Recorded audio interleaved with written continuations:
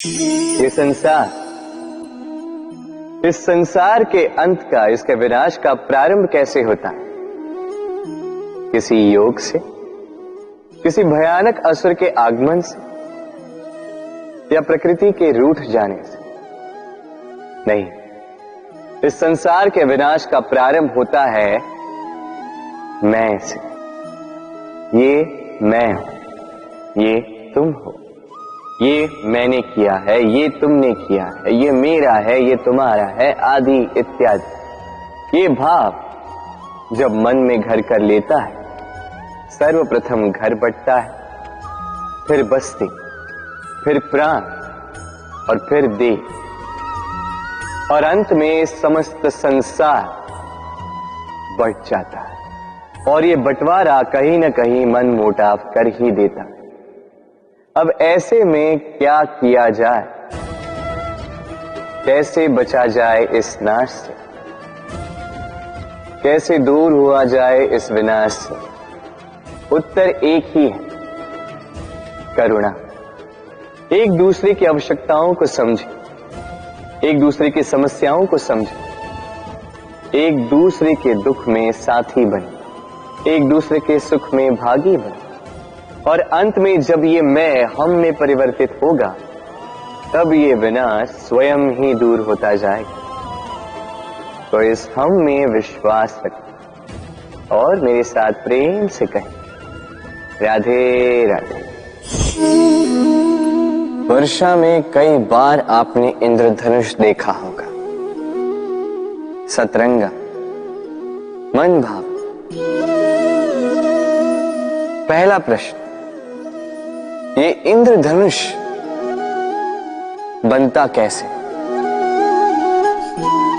होता यूं है कि जब वर्षा की बूंदों से प्रकाश होकर निकलता है, तब वो अपने वास्तविक 7 रंगों में विघटित हो जाता है, और तब हम इस इंद्रधनुष को देख पाते हैं। दूसरा प्रश्न, ये इंद्रधनुष वर्षा की बूंदों से ही क्यों बनता है? कारण है शुद्धता। वर्षा की बूंदें शुद्ध होती हैं, आकाश से धरती की ओर गिरती हैं, किंतु स्वयं के लिए नहीं, धरती की प्यास बुझाने के लिए। और इसीलिए तो प्रकाश जैसी वेगवान तरंगों को विघटित कर जाती हैं, उसकी वास्तविकता सामने लाती है। यदि आप भी शुद्ध मन से परोपकार करोगे, औरों के लिए जियोगे, तो विश्वास कीजिए, कोई आपको छल नहीं पाएगा। बड़े से बड़ा प्रहार टूट जाएगा यदि आपके मन में प्रेम की शुद्धता है।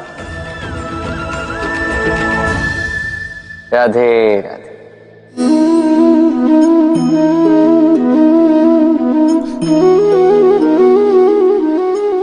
आइए, आज आपको एक कहानी सुनाता। एक बार एक नेत्रहीन व्यक्ति गया मंदिर, ईश्वर के दर्शन प्राप्त करने। अब जब वहां उपस्थित लोगों को यह ज्ञात हुआ कि यह व्यक्ति नेत्रहीन है, तो कुछ लोगों ने उसका उपहास उड़ाना प्रारंभ कर दिया। वो जिसकी स्वयं की दृष्टि ही नहीं, क्या करने आया होगा यहाँ? कदाचित ईश्वर से शिकायत करने आया होगा कि क्यों आपने मुझसे मेरी दृष्टि छीन ली। किंतु इन सभी बातों से उस नेत्रहीन व्यक्ति ने स्वयं को पीड़ित नहीं होने दिया। वो मुस्कुराया और उसने केवल एक बात कही, माना कि मेरे भाग्य ने मुझसे मेरी दृष्टि छीन ली, किंतु मैं अभागा नहीं, क्योंकि मेरा ईश्वर वो मुझे देख सकता है।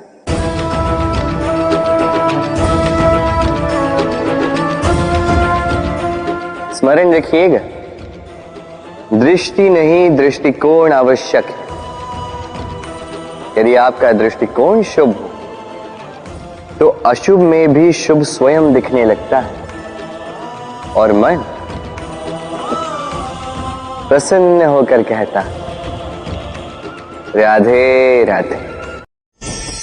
कभी कभी कोई हमें छोटा कह दे, हमारे बारे में नीची बात कह दे, हमें अच्छा नहीं लगता, हम उसे अपमान समझ लेते, कभी निराश हो जाते हैं, अस्वस्थ हो जाते हैं, किंतु इसकी कोई आवश्यकता नहीं।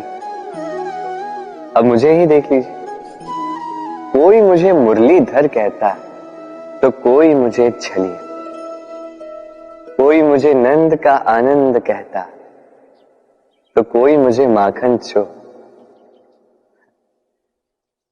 अब बताइए, क्या मेरे नाम के आगे चोर लगा देने से आपका प्रेम मेरे लिए कम हुआ? यही तो मैं समझाना चाहता।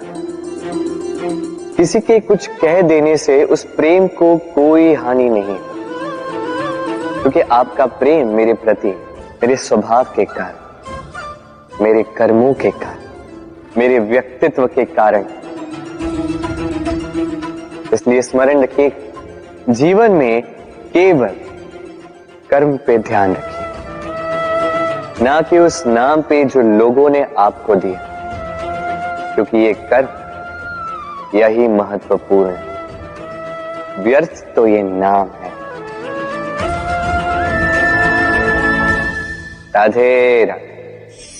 यदि हमारे जीवन में ये कला ही ना हो तो हमारा जीवन निरस हो जाएगा। अब यदि मैं आपसे पूछूं कि सबसे बड़ी कला कौन सी है, तो कोई कहेगा चित्रकला, क्योंकि वो उसके मन को आनंद देता है। कोई कहेगा युद्ध कला, क्योंकि उसमें विजय प्राप्त होती है। कोई कहेगा भवन निर्माण करने की कला, क्योंकि उसमें छत मिलती है। कोई कहेगा संगीत कला, कोई कहेगा नृत्य कला, कोई कहेगा अभिनय कला, आदि इत्यादि।